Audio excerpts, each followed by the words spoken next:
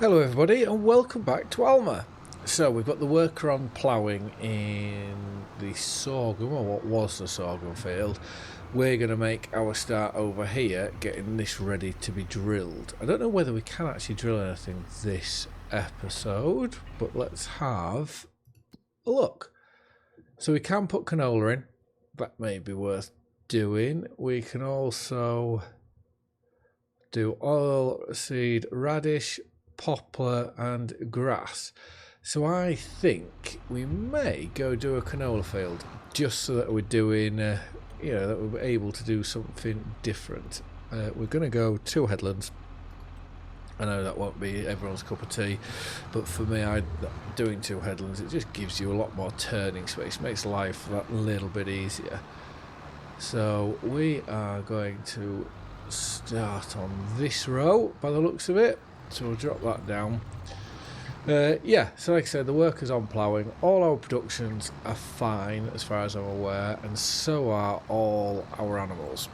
So we just have, once we've got this done, we'll probably we've got to, let me just think, we're going to have to cultivate, then we're going to have to drill, then we're going to have to roll. So we've got quite a few things to do here. Whether we come over here and put some slurry on, I don't know, but we do have we've got loads of products to sell as well at the same time. So anyways, there's plenty to be on with.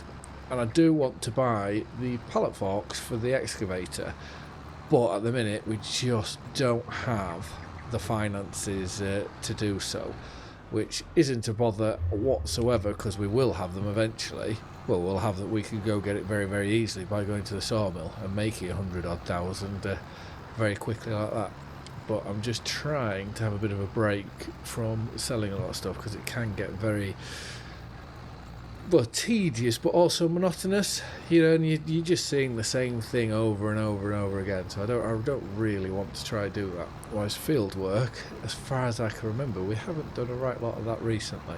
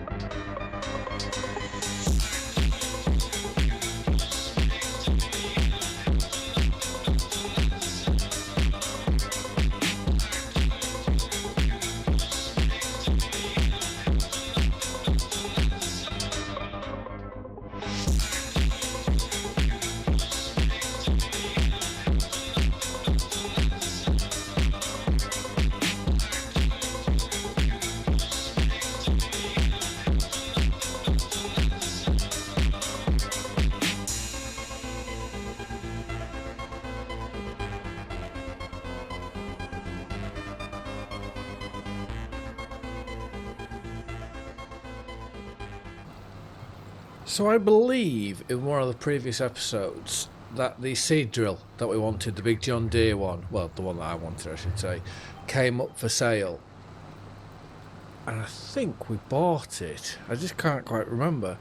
Because what I am half toying is if we get the pallet forks, well, first off, if we get the old John Deere and put that onto our trailer, we can take it up to where our small concrete factory is, and then that can start moving the pallets from the concrete factory towards, put them in the trigger. If we sell them, then we can go and buy the pallets, and then we can just use the excavator in the yard. That's sort of what I'm planning. But we can double check here. If we now go to, seeders. So we did buy it, and yeah, it's done 52 hours on it. So yeah, and then we can, if we take the old John Deere from our yard, take it up to Concrete Factory, we can put these big cedar on the trailer at the same time and bring that back maybe. So I am just going to leave this here because we'll need it when we get, well, once the ploughing's finished over. Are we going to go to the, well, that's empty. Okay, well, that's a good start that the plough is still going. That's a very good start that the plough is still going, because it's we never got that far in when it was using the case. Right, this is what we want. And what we may just do is we need to load up these with water, because I can't remember the last time we did it. And then, like I say, we'll put the flatbed on, put our John Deere on, which I'm hoping we've got pallet tines, which we can have a look when this is filling. So let's just pull this to here.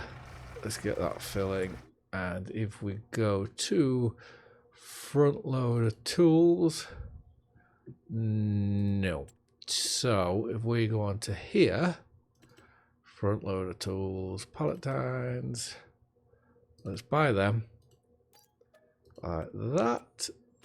And then yeah, we'll get these filled up with water. We can load that onto the trailer, and yeah, we should be able to get quite a fair few jobs done. And I'm half toying, if we buy the excavator forks now, is that being too presumptuous? Get the extensions on. Let's buy 7.5.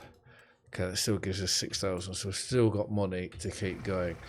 Worst comes to worst, we're going to buy the harvester excavator head, and we can use that and sell our tree harvester over there, because the way that forestry is looking, we probably won't need it for a while. It's just going to be depreciating, whilst the excavator there we're going to use a lot of.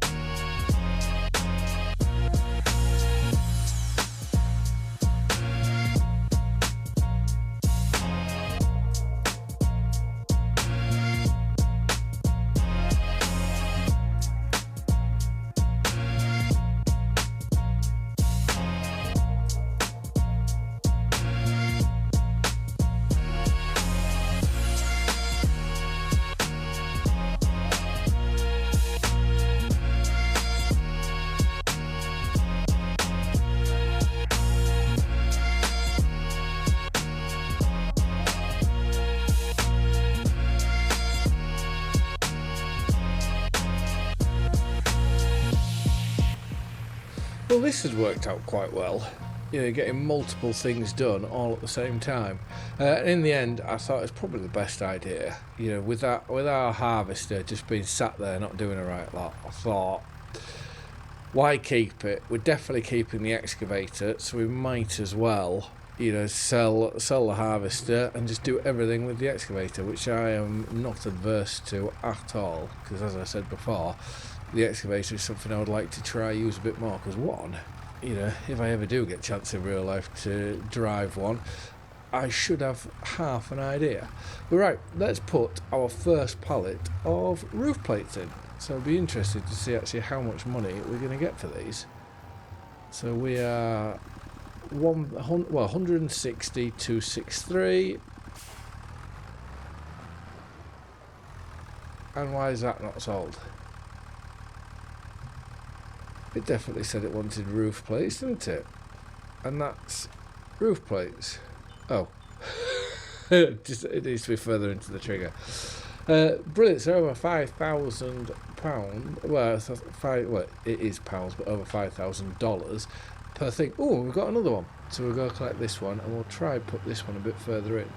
So this tractor is going to stay up here for now. just to help do this job. I know obviously we can grab them, but if we need the tractor back at any point, then how many roof plates we got? If we need the tractor back at any point, then we can always go and then sell it. I think that trigger must be quite low down then, and it's looking like this could have been a waste of time bringing this tractor here, because we're not going to be able to sell them, because when they're on the tines they won't sell. If we stack them they will. So if we just put this one on top, let's see what difference this makes. I'm going to guess this will now sell. Yeah. And then this one, if we just lift it straight up. There. So you really we need something to put it on. Whoa, and how many roof plates do it need? We're missing 9,000 litres of roof plates. I'm just thinking, is it worth... I don't think it's worth keeping this here, purely because if they're not going to go, they're not going to go. So we'll take this back to the farm, which is a shame. We're trying to do stuff as properly as possible. So I have sent our tractor back, so they're going back. We'll take this back, and it'd probably be a wise idea to have a look at... Yeah, our ploughman's still going, so that's brilliant. And let's just be sure that none of our fields need harvesting, which they don't. So we'll take this back, we will put the seed drill on, and we will go get some canola into the ground. So we're going to have to unload this. And I just want to make sure, because I haven't checked whether our excavator can use these tools. Which, lo and behold, it'll be just our luck that whether it will or won't be able to. So let's put this here, straps off and unfold. Now, don't fall off, please. If we pull this off and just put this out of the way somewhere like this, we want to pull this off. That's a 7R. What do we need for the seed drill? 270 horsepower, and we have... Okay, so 7R can pull it, that's perfect. Let's drop that off. I must have turned it off. And we can pull this round. And by the looks of it, this only does seed. And if so, that is a huge seed tank it's got on the back there. So I would say let's pull it off. It's more like dragging it off to get it off that that flatbed. Let's leave this just here out the way, and now we can go and jump into the excavator, which I do thoroughly enjoy driving this thing. So let's jump into this. We can leave the bucket there. And now I may leave... Well, let's just see whether it can fit on. That's the main thing. Let's go in the cab. I prefer being in the cab. So first things first, we want to see whether this fits on, which it does, although we did have it the wrong way. So that's brilliant. So we can use this for the bales. I'm going to have to get used to... Oh, hello. What was that? I'm going to have to get used to this because it's the wrong way around. So let's put this there. Drop that a bit too high, and now we go try and get this on somehow. I'm hoping it will either self upright or it will just let us go grab it. Okay, let's try that again. Amazing. So now we can use this for every job that I can see us wanting to use it for. It's just going to be a matter of moving it, around here, there and everywhere. Right, let's just reverse this over to here. And then, like I say, it is to use the pallet forks, it's the wrong way around from the bucket, if that makes sense. So let's drop that there. Now let's go get these pallet forks. I know one thing, people who do this for a living, absolute hats off to them. Put that on. So that wants to be like that. And it's the opposite way round to when you're driving a load haul. You know, when you were driving your telehandler and whatnot around, the controls are completely different. So my thought is, if we were to park something like, let's just lift this up. My thought is, if we park something like here and you go in the cab, we should be able to go and get the likes of these bales like that. And then when we go around with mixer wagon, we can just fill it straight up. That's my thought anyways. Whether it works or not is a different matter. I think I'd prefer it if those pallet tines faced inwards. It would make life a lot easier. But right, we're going to go load this up with seed now, which I think is the handy thing about going to go and sell our forest harvester, is it's freed up the funds to be able to buy what we need to keep going. I can't believe this machine, we can pull it with this. Oops. So seed, 4,200 litres in there. Let's just drive into the shed, as long as we miss the greenhouse. But right, we'll get ourselves up to that field. Let's just change this to canola. I do believe this is a direct drill as well. Not that we've used it, well, not that we're using it in that capacity, but I do believe that's what we can do with it. So 2 headlands. And considering we are here, this is where I think we'll start.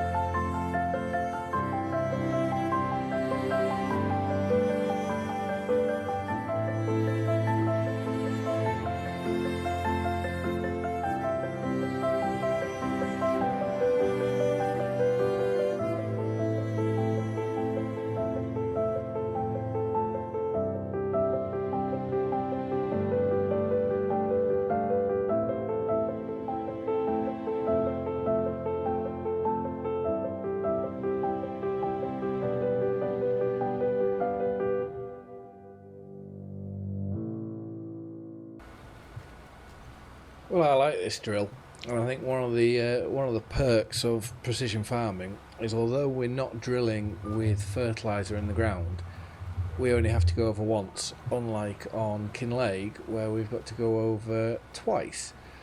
So yes, we've missed some little bits in the corners, but I'm not too fussed about them. I think the amount we'll get off it is next to nothing. So if we turn it off and lift it up, let's start to fold it. And I forget actually how big it is, because it won't be 12 metres, I don't think. Cedars, okay, 12.8 metres. So it's the same size as the horse one. Is it the Avatar? The horse Avatar, that's 12 metres, but I'll put fertiliser in. The only thing that I have noticed is it does miss drilling certain bits with how the ground is. Yeah, it must be the ground just if you get it wrong, it can lift the drill out of the ground, if that makes sense. But right, let's get this now back to our yard. So I believe now in the next episode we will roll the field, and we could, if we really wanted to, we could go put some fertiliser on. But as long as we check that everything is fine and all alright, then what we can then go and do is move on. So I've probably no point me looking now, because I don't know the next time I'll do an episode on here. But all the animals are fine, and productions, wow, that needs more stone. How's that done that so quickly? Let's just have a quick bob through all this. We could put some goat's milk over that, but I'm just going to build on that. We have a load of wood to take to there, and that water's fine. So we need to roll stones, take the wood over, and I think that will be everything we need. But in the meantime, thank you very much for watching. I hope you've all liked and enjoyed the video, and I will see you again in the next one. Bye for now.